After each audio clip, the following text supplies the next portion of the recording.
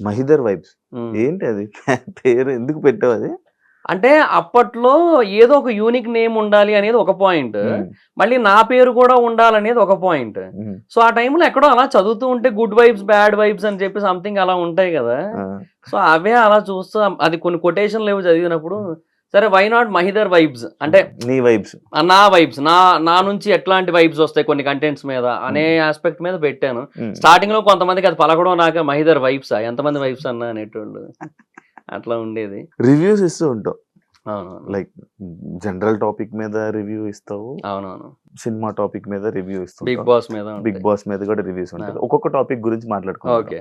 General topics మీద reviews ఇచ్చినప్పుడు నీకు ఎంత ఇన్ఫర్మేషన్ తెలుసు? నీకు నచ్చింది నువ్వు చెప్తావా, లేకపోతే బయట జరిగిందే ఎలా తెలుసుకుని నువ్వు చెప్తావు? అంటే నీ ఒపీనియన్ అన్నట్టు చెప్పేస్తుంటావు. లైక్ ఒకటి డిసైడ్ చేసేస్తావు. ఒకటి ఇప్పుడు ఒక వైఫ్, ఒక బాయ్ ఫ్రెండ్, ఒక గర్ల్ ఫ్రెండ్, వీళ్ళిద్దరికి గొడవలు అయ్యింది, ఈయన చంపేసింది, ఈయన చంపేసింది, ఒకరి మీద తప్పు అన్నట్టు మాట్లాడేసి రివ్యూ చెప్తూ ఉంటావు. అనుకుందాం. ఎలా చెప్తున్నావు? ఎలా వస్తుంది ఇన్ఫర్మేషన్? ఏమి ఇది చేస్తావు? రీసెర్చ్ చేసి చెప్తావు? బేసిక్ గా ఏమంటే దాని గురించి వేరే వాళ్ళు అంటే వాళ్ళకి తెలిసిన వాళ్ళు ఎవరో ఒకరు డెఫినెట్ గా మీడియా ముందుకు వస్తారు, మాట్లాడతారు. వాళ్ళ ఒపీనియన్స్ ఏవైతే ఉంటే అవన్నీ ఒక చోట చేరుస్తా. అలాగే దాన్ని ఎవరైతే టెలికాస్ట్ చేస్తారో వాళ్ళ సైడ్ నుంచి మనకి multiple aspects of points reveal అవుతుంటాయి. అవి ఒక సైడ్ రాసుకుంటా. తర్వాత అంటే రాసుకోవడం ఇన్ ద సెన్స్ మైండ్ లో పెట్టుకుంటా. ఇవన్నీ మైండ్ లో పెట్టుకుంటా ఒక దగ్గర. స్క్రిప్ట్ ఎప్పుడు రాయలేదు దేనికి కూడా. ఆటోమేటిక్ గా ఒక ఫ్లో వచ్చేస్తుంది, అర్థమైపోతుంది.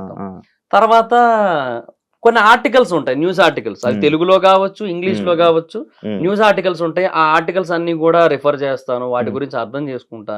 సో ఓవరాల్ గా చదివినప్పుడు మనకున్న ఆ ఏమంటారు ఆ సెన్స్, ఆ సిక్స్ సెన్స్ అనలేము, అది జస్ట్ లైక్ మనకు అనిపిస్తుంది, ఏదో అనిపిస్తుంది కదా ఆ మూమెంట్ లో. సో ఇది రైట్, ఇది రాంగ్ అని అనిపిస్తుంది కదా. ఆ బేసిస్ మీద చెప్తాను. ఒకవేళ అక్కడ ఒపీనియన్స్ మ్యాటర్ అయినట్టయితే, అక్కడ ట్రూత్ ఏమీ రివీల్ కాలేదు ఇంకా అన్నట్టయితే అప్పుడు నా ఒపీనియన్ చెప్పేస్తాను. ట్రూత్ రివీల్ అయితే దాని గురించే మాట్లాడుకుంటాం, అంతే. నెక్స్ట్ బిగ్ బాస్ రివ్యూస్ గురించి మాట్లాడదాం. మీరు కూడా వెళ్ళారు. మీరందరూ ఈ బిగ్ బాస్ రివ్యూలు ఇచ్చేటప్పుడు రివ్యూర్లు అందరూ అనుకొని ఈయన్ని బ్యాడ్ చేయాలి, ఈయన్ని మంచి చేయాలి అని చెప్పి ఒకప్పుడు ఒక స్క్రీన్ షాట్ అనేది బయటికి రిలీజ్ అవ్వడం జరిగింది. ఓకే, అవునా? ఒక స్క్రీన్ షాట్ రిలీజ్ అయ్యింది. లైక్ అరే ఈ కంటెస్టెంట్ వెళ్తున్నాడు, వీడిని మనం బ్యాడ్ చేయాలి, ఈ కంటెస్టెంట్ బిగ్ బాస్ లోకి వెళ్తున్నాడు, వీడి కొంచెం మనం సపోర్ట్ చేయాలి అని చెప్పి ఇలా పట్టుకొని ఒక స్క్రీన్ షాట్ రిలీజ్. అది నిజమా? మీకు ఏమనిపిస్తుంది చెప్తావా? లేదు, నాకేమనిపిస్తే అదే చెప్తా నేను. అలా ఏం ఉండదే. ఇది ఎప్పుడు మీకు జరగలేదు? మీరు ఎప్పుడు రివ్యూర్లు ఎప్పుడు మాట్లాడుకోలేదా? అంటే నేను శ్రీను 65 మాట్లాడుకుంటాం, because we both are friends from Jabardasth. Jabardasth లో చేసాడు తను కూడా, సో అట్లా పరిచయం. ఆదిరెడ్డి గారితో అప్పుడప్పుడు మాట్లాడుతుంటాను, అది చాలా రేర్ గా. ఆయన ఫ్యామిలీ పర్సన్, ఆయన చాలా ఏమంటారు బిజీ ఉంటారు ఆయన. సో ఆదిరెడ్డి గారితో అప్పుడప్పుడు మాట్లాడతాను, అంతే. సో బట్ ఎప్పుడు కూడా మా మధ్య ఒక కంటెస్టెంట్ గురించి ఎక్కువ డిస్కషన్ రాదు.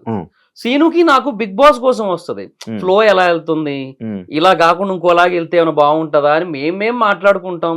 వాటి గురించి నాకు అనిపించిన నేను చెప్తా, తనకు అనిపించిన తను చెప్పుకుంటాడు. అట్లా మేము ఆ కలెక్టివ్ పాయింట్స్ అన్ని కలిపి ఒక వీడియో చేస్తుంటాం మేము, అంతే తప్ప ఏ రోజు కూడా ఒక కంటెస్టెంట్ కోసం అయితే లేదు. ఒక సీజన్ 5 అనుకుంటా, బిగ్ బాస్ సీజన్ 5 లో లైక్ రివ్యూర్ల వల్లే ఒక కంటెస్టెంట్ బయటకు వచ్చారు అని చెప్పి ఒక ఇష్యూ జరిగింది. అండ్ అది పక్కన పెడితే, అంటే ఒక కంటెస్టెంట్ ని ఈ కంటెస్టెంట్ ఇలా అంటే జనాలందరూ ఆల్రెడీ షో చూస్తారు, కానీ ఒక కంటెస్టెంట్ ని నువ్వు ఇదే అని చెప్పి మీరు ఇలా డిసైడ్ చేయడం వల్ల జనాలు మైండ్ సెట్ మ్యానిపులేట్ అయిపోద్ది అంటే నువ్వు యాక్సెప్ట్ చేస్తావా?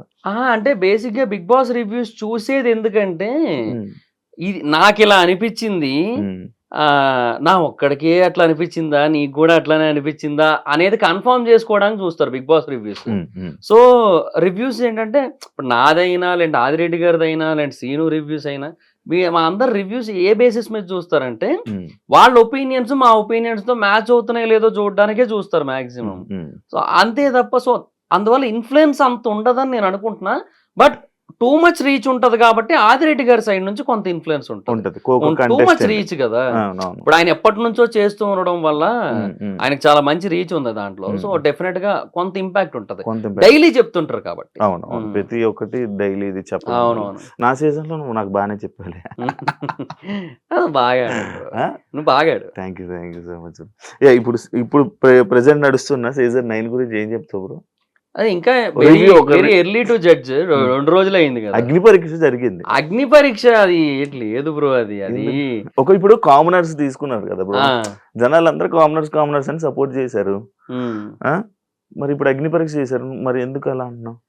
ఇప్పుడు నా పాయింట్ ఏంటంటే, సరే అగ్ని పరీక్ష అనేది కామనర్స్ అట్లా కాదు. బేసిక్ గా వీళ్ళు పీపుల్ కి కనిపించకుండా వీళ్ళే కొన్ని ఆడిషన్స్ చేయాలి. ఒక 10-15 టెస్ట్లు కావాలంటే పెట్టండి, రన్నింగ్ టెస్ట్లు కూడా పెట్టండి కావాలంటే. బట్ అది ఇండోర్ లో జరగాలి, వాళ్ళ మధ్యలోనే జరగాలి. అక్కడ ఎవరెవరు ఉంటారో నీకు తెలుసు, అందరూ ఉంటారు, పెద్ద పెద్ద వాళ్ళు అందరూ ఉంటారు. రఘువంశ కులపతి, నీలమేఘ శ్యాముడు, రాఘవురు అందరూ ఉంటారు అక్కడ. సో రాముల వారి పేర్లే అన్నీని. సో వాళ్ళంతా ఉంటారు అక్కడ. సో వాళ్ళందరూ ఏవైతే పెట్టారో ఇది 4 గోళ్ల మధ్య జరిగి ఆ జ్యూరీ మెంబర్స్ కింద మేబీ వాళ్లే ఉన్నా పర్లేదు. ఇప్పుడు ఈ అభిజిత్, బిందు మాధవి, నవదీప్ వీళ్ళని పెట్టినా పర్లేదు, కానీ అది అక్కడ జరిగి వాళ్ళని డైరెక్ట్ గా సెలెక్ట్ చేసి పంపిస్తే బెటర్. అలా కాకుండా వాళ్ళకి ఇవన్నీ పెట్టి ఇవన్నీ చేసి వాళ్ళకి ఆల్రెడీ ఒక ఆడియన్స్ బేస్ ని, ఒక ఇంప్రెషన్ ని, ఒక ఫ్యాన్ బేస్ ని క్రియేట్ చేసేసి మళ్ళీ లోపల పంపిందో వీళ్ళు కామనర్స్ అని చెప్తే ఇంకేంది అది? వీళ్ళు ఎట్లా కామనర్స్ అవుతారు? ఇప్పుడు జనరల్ గా ఒకటి మాట్లాడుకుందాం. ఇప్పుడు బిగ్ బాస్ కి వెళ్ళడానికి ముందు నీ ఇంటర్వ్యూస్ చాలా మంది చూశారు. ఒక మినిమం యావరేజ్ 10 లక్షల మంది చూసారు అనుకుందాం. 10 లక్షల మంది బిగ్ బాస్ ఆడియన్స్ అయితే కాదు కదా, 1 లక్ష మంది బిగ్ బాస్ ఆడియన్స్ ఉన్నారు అనుకుందాం. అలా అయినా సరే ఓకే, నీకు బిగ్ బాస్ పరంగా కొంత ఫాలోయింగ్ ఉన్నట్టే. బట్ ఇప్పుడు అగ్ని పరీక్ష షోకి వెళ్ళారు ఒకరు. ఆ అగ్ని పరీక్ష షోకి ప్రోమోలు ఏవైతే ఉన్నాయో అవన్నీ కూడా మినిమం టు మినిమం ఒక 10-15 లక్షల వ్యూస్ వస్తున్నాయి. అవన్నీ బిగ్ బాస్ ఆడియన్స్ వ్యూసే, ఒక్కటి కూడా అవుట్ సైడ్ ఆడియన్స్ కాదు. కంప్లీట్ గా pure Bigg Boss audience views. లేదంటే మెయిన్ షో కాకుండా ఇది కూడా చూస్తారు బిగ్ బాస్ ఫ్యాన్స్ కాకపోతే వాళ్ళు కాబట్టే చూసారు. సో 10 లక్షల మంది బిగ్ బాస్ ఆడియన్స్ కి మార్కెట్ ఉన్నోడు సెలబ్రిటీ అవుతారా? ఒక 10 లక్షల మంది జనరల్ ఆడియన్స్ ఉండి 1,00,000 మంది బిగ్ బాస్ ఆడియన్స్ ఉన్నోళ్ళు సెలబ్రిటీ అవుతారా? వీళ్ళే అవుతారు. ఆబ్వియస్లీ వీళ్ళే ఎక్కువ మంది తెలిసారు, వీళ్ళకే ఓట్లు ఎక్కువ పడతాయి. సో అప్పుడు ఆ సెలబ్రిటీ వర్సెస్ కామనర్ అనే కాన్సెప్టే ఇల్లాజికల్ అయిపోయింది. అట్లా అయిపోయిన తర్వాత మళ్ళీ ఇంక అక్కడ తీసుకెళ్లి వీళ్ళు కామనర్స్, వీళ్ళు సెలబ్రిటీస్, మీరు అవుట్ హౌస్ లో ఉండండి, మీరు లోపల ఉండండి, మీరు ఓనర్స్, మీరు టెనెంట్స్, మీరు రెంట్ కట్టకుండా ఉంటున్న టెనెంట్స్, ఎందుకు ఇవన్నీ? కానీ లోపలికి వెళ్ళాక సెలబ్రిటీలే నాగార్జున గారి ముందు నిలబడ్డ మూమెంట్ నుంచి కూడా కాదు, అగ్ని పరీక్షలోకి ఎంటర్ అయినప్పటి నుంచే వాళ్ళు సెలబ్రిటీస్. అండ్ ఇప్పుడు ఫర్ ఎగ్జాంపుల్ వాళ్ళ 6 లోపలికి వెళ్ళారు.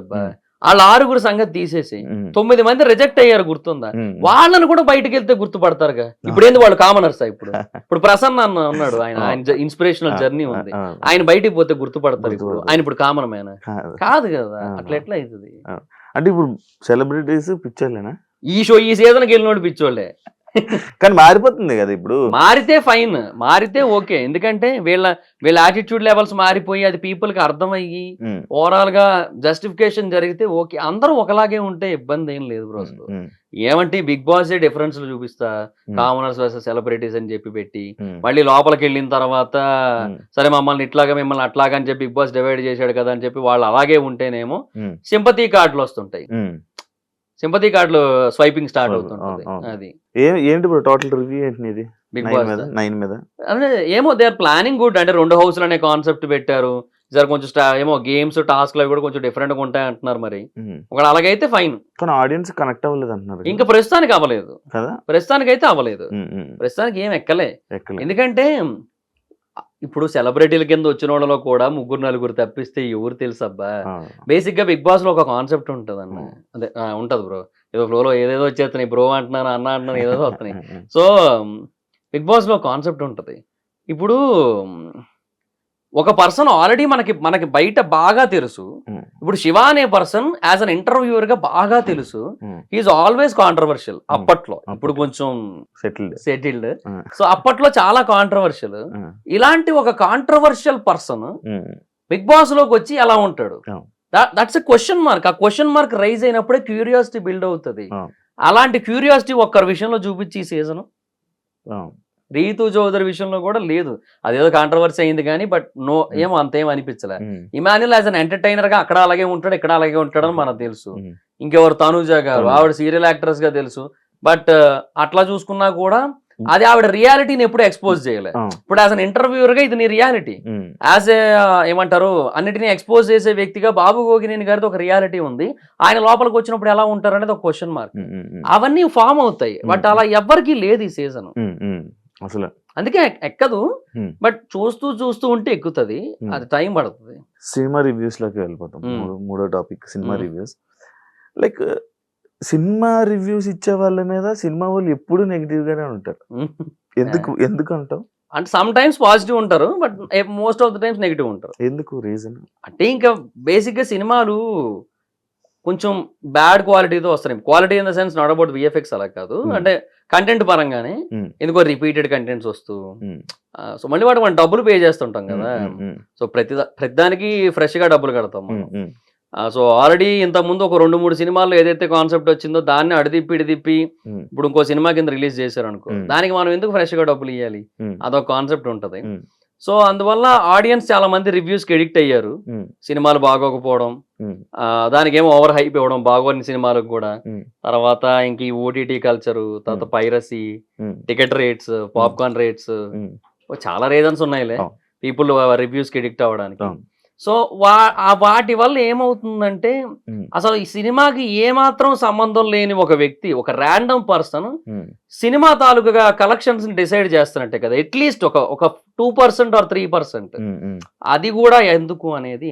మళ్ళీ దీనివల్ల ఏమవుతుంది, ఈ టాక్ విన్నోళ్ళు వేరే వాళ్ళతో షేర్ చేయొచ్చు.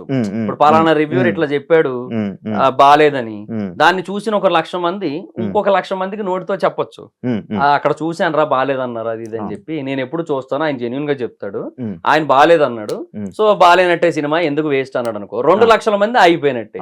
2,00,000 × 200 కలిసి 4 కోట్లు కదా, అయిపోయినట్టేగా. లైక్ అంటే ఇదే ఇప్పుడు సినిమా వాళ్ళు వాళ్ళు ఎంతో కష్టపడి ఒక సినిమా తీస్తారు, మీరు ఆ స్టోరీని కానీ లేకపోతే అందులో మ్యాటర్ ఏంటి అనేది చెప్పి ఒక రివ్యూ వెంటనే తీసి అదే మార్నింగ్ పెట్టేస్తే ఇబ్బంది కదా. నేనైతే స్టోరీ చెప్పను, ఏ రివ్యూలోని స్టోరీ చెప్పను అసలు. జీరో చెప్పేవాళ్ళు చాలా మంది ఉన్నారు. మరి దాని మీద ఎప్పుడు ఎందుకు చేయలేవు, నువ్వు ఎప్పుడు చెప్పలేదు అంటే ఒకసారి రివ్యూర్ గా నువ్వు సపోర్ట్ చేస్తున్నట్ట? లేదు, నేను ఎప్పుడు స్టోరీ నా దాంట్లో ఏ రోజు రివ్యూలు ఉండదు. ఫస్ట్ హాఫ్ ఇలా ఇంటర్వెల్, సెకండ్ హాఫ్ క్లైమాక్స్, ఈ ఆస్పెక్ట్స్ ఉంటాయి తప్ప ఏ రోజు నేను స్టోరీ ప్లాట్, బేసిక్ ప్లాట్ కూడా రివీల్ చేయను నేను. ఈ రోజు ట్రైలర్ లో ఏదైనా కనబడితే దాన్ని బట్టి చెప్తాను అంతే, ఎందుకంటే అది ఆల్రెడీ అందరూ చూసుంటారు కాబట్టి అంతే. కానీ ఆడియన్స్ ఆపేస్తున్నారు కదా మీరు. ఆపేయడం అంటే ఇప్పుడు అదే అంటున్నా, బేసిక్గా ఒక సినిమా బాగున్నా బాగోకపోయినా చూద్దామని ఆల్రెడీ డిసైడ్ అయ్యి ఉన్నట్టయితే ఎవరు రివ్యూస్ ఏం చెప్పినా నో యూస్ వెళ్ళిపోతారు దానికి. ఒక సినిమా